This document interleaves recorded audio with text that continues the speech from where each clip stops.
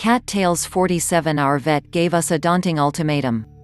His wounds are healing, but it's only a matter of time before Harry gets seriously injured. I strongly advise you to think about either keeping him in all the time or trying to find a home for him a long way from other cats, perhaps on a farm somewhere. Harry is a beautifully marked tabby with the face of an angel and the mind of a thug. He does not like other cats, he does not like them anywhere near our house or garden. Since they no longer hung around our garden, Harry now tracked them down and fought them wherever he found them.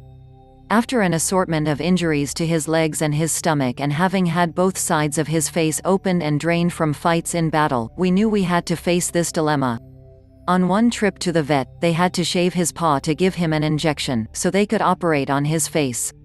Afterward, we kept him inside for a few days. The first time we let him out again, he returned with fresh scars on the shaved paw, and I ended up in tears.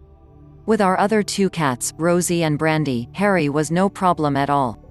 Rosie was only 18 months when we'd brought Harry into the house from an animal shelter, and he regarded her partly as mum and partly as big sister. If he was unruly in the house, Rosie gave him a smack in the face with her paw as a warning. If this warning did not work, she waited her moment and then stood astride him, trapping him underneath her superior weight. This resulted in cries for help from Harry, until we rescued him or she decided to let him go. We could never part with Harry, even though he was the cause of all the trouble in the house, locked in wardrobes, stuck in drawers, stealing food, leaping across the bed in the middle of the night because he wanted to wake us up so we could chase him. He was famous in the little lane we live in for two things.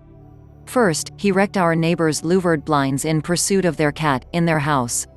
They had left their door open one summer day, and Harry chased their cat inside and up into a bedroom.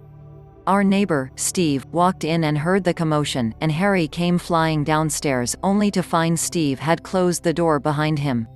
Harry panicked and in the process ripped their blinds in an attempt to get out.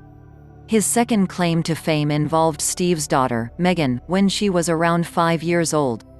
She was walking along, trailing her rag doll behind her, when Harry decided to go for it. He grabbed the doll out of her hand, took off over a fence with it in his mouth, and disappeared into some shrubs. Megan was distraught, and we all had to go and hunt for her doll, while Harry sat in the sun cleaning himself and looking at us as if we were nuts. Many of his fights were with a nearby cat called Sylvester.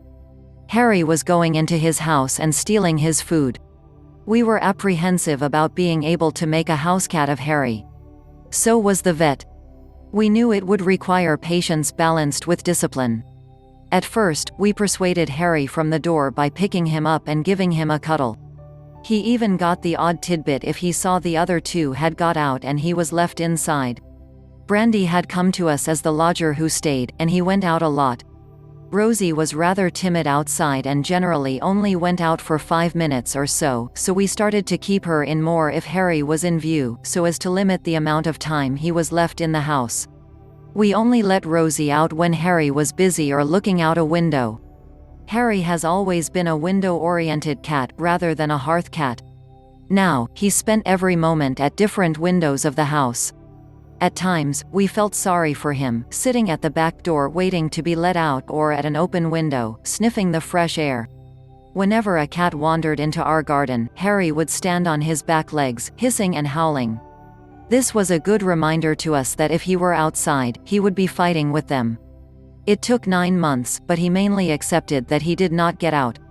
There are times even yet, some 3 years later, when he still howls at the front door. No one, least of all us, likes to deprive a cat of his freedom, and it hasn't been easy. We are convinced, however, that this is the only way we could stop Harry from being seriously injured, or worse. What we did took patience and time, but most of all, it took a lot of love. Seeing Harry still in one piece is our ultimate reward. I firmly believe that if you take a cat into your life, just like a human, you must accept every part of it, the good and the bad, and in Harry's case, the wild.